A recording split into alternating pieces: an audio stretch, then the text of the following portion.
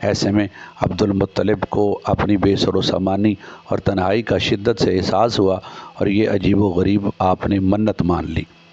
کہ اگر اللہ تعالیٰ مجھے 10 بیٹے دے جو جوان ہو کر میرے دست و بازو بنے تو میں ان میں سے ایک کو خانہ کعبہ کے پاس لا کر خدا تعالیٰ کی راہ میں قربان کروں گا۔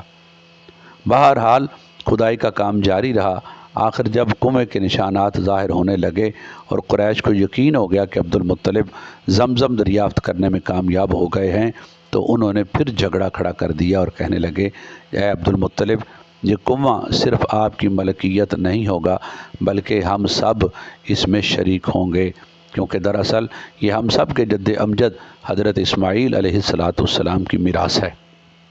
اس لیے ہمارا بھی اس پر حق ہے۔ آپ نے فرمایا، نہیں، یہ کنواں صرف میرا ہوگا، میں اس میں کسی کو شریک ہونے کی اجازت نہیں دوں گا، کیونکہ یہ صرف مجھے عطا کیا گیا ہے اور میرے لیے خاص کیا گیا ہے۔ بات معقول تھی، حکم صرف عبدالمطلب کو دیا گیا تھا، مگر ہٹ دھرمی کا کیا علاج ہے؟ قریش کہنے لگے، ہمارے ساتھ انصاف کیجئے ورنہ ہم آپ کو بھی نہیں کھودنے کی اجازت دیں گے اور جھگڑا بڑھ جائے گا۔ جناب عبدالمطلب کو چونکہ اس اپنے موقف کی سچائی کا یقین تھا، اس لیے جواب دیا کہ تم جسے چاہو